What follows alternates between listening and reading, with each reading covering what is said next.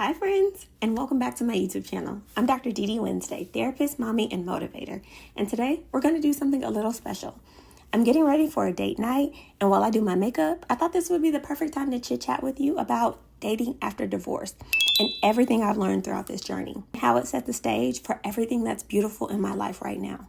So grab your coffee, get comfy, and let's have a little heart to heart while I get all glammed up, baby.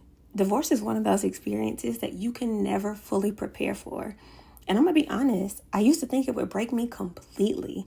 But looking back, it actually built me up in ways I didn't know to even expect. And when you're a mom, the stakes are even higher because you're not just grieving your own loss, you're holding space for your children too.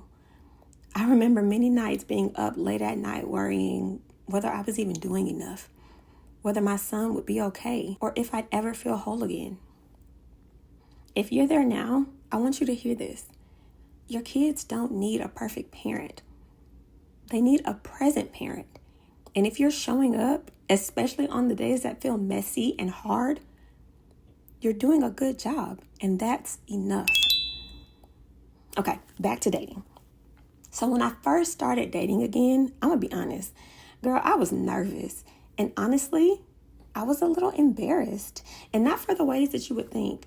I was embarrassed to admit that I still wanted that kind of connection because society teaches us as women, especially as Black women, that we are not supposed to need a man, or in my case, a woman, to be happy.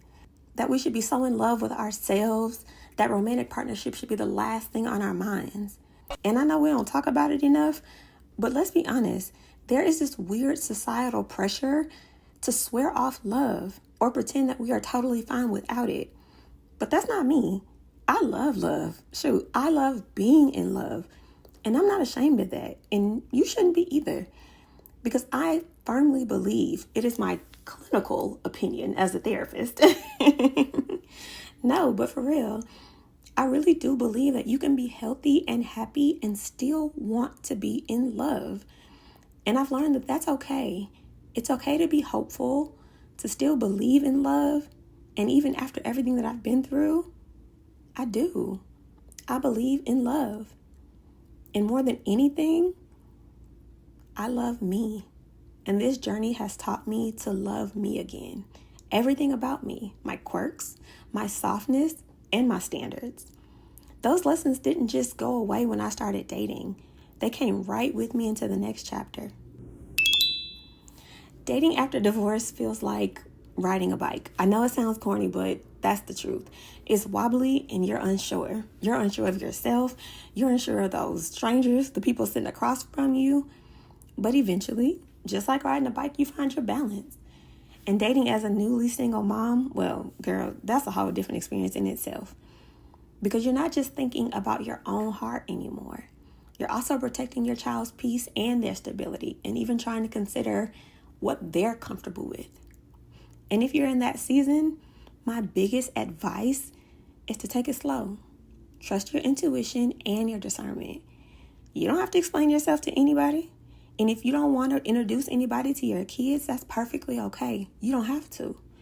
And if you still need time just to figure out what it is that you want, honor that. Through this journey, I've learned that my mental health has to come first. So before you can even open up your heart again, you have to make space to heal and really sit with your feelings. Now, therapy helps. So does journaling, community, and giving yourself permission to not have it all figured out. Like I said, it doesn't have to be perfect. You don't have to be perfect. Now, if we're going to be honest, some dates can be awkward. And some connections, well, they don't last. But somewhere in all of those first conversations and nervous butterflies, and not the toxic butterflies that are really the warning signals for you to run away, the cute ones, the nervous ones. In the mix of all of that, you'll meet your person. I did. The one who makes me happy. The one who makes me feel safe, chosen and cherished every day. I'm happily remarried now, and the lessons I learned from my divorce are still some of the greatest gifts in my life. They taught me how to communicate better, how to protect my peace, and how to show up fully for myself even when I'm in love. Because that one was a hard one for me. I would fall in love and then I would abandon me. Not anymore. If we're in love, I'm in love with me and then I'm in love with you. And if you're in that season right now, the messy, confusing one, please know that there's nothing wrong with you. You are not behind. You're just becoming more of who you're meant to be. And as I get closer to 40, I feel this new sense of curiosity about what else life has to offer. What else is in store for me? It feels like a fresh canvas, a chance to rewrite old stories or step into new ones. Being a mom, a wife, and a woman who still wants to grow and dream. And all of those things can be a little complicated at times, but it's also still very beautiful. We forget that it is okay to hold both joy and uncertainty at the same time. Girl, God gave us two hands for a reason. You can hold both of those things, and both of those things can be true. You can be joyful and a little uncertain. So today isn't just about closing out this series on divorce with talks of dating. It's also the beginning of something new. I'm starting a new series here on my channel called Journey to 40. I'm 38, by the way, where I'll be sharing the real, unfiltered parts of this next season. Self-discovery, marriage, motherhood, mental health, all of the above. And if you're navigating your own transitions and reinvention, or just trying to remember who you are outside of your titles, I hope this next chapter feels like an invitation to come home to yourself. From me to you.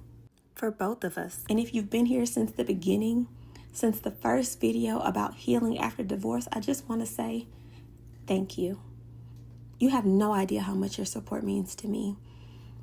Making these videos has been hard, and being vulnerable is challenging. And I appreciate you showing up for me as I show up for you. And if you're new here, baby, welcome. You're right on time. No matter how many times you have to start over, and baby, I have started over and over and over and over. But no matter how many times you have to start over, you are worthy of a life that feels good to you. You deserve a love that feels safe, friendships that feel nourishing, and mornings that feel peaceful. So whether you're healing, thriving, or like most of us, somewhere in between, child, you're doing better than you think. Okay, so my makeup is almost done, and I'm feeling ready for my beautiful evening. And if you enjoyed this chat, don't forget to like, subscribe, and turn on your notifications so you don't miss the first episode of Journey to 40.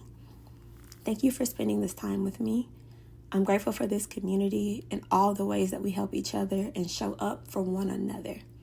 I hope you have an amazingly blessed day. I'll see you soon. Bye. Mwah.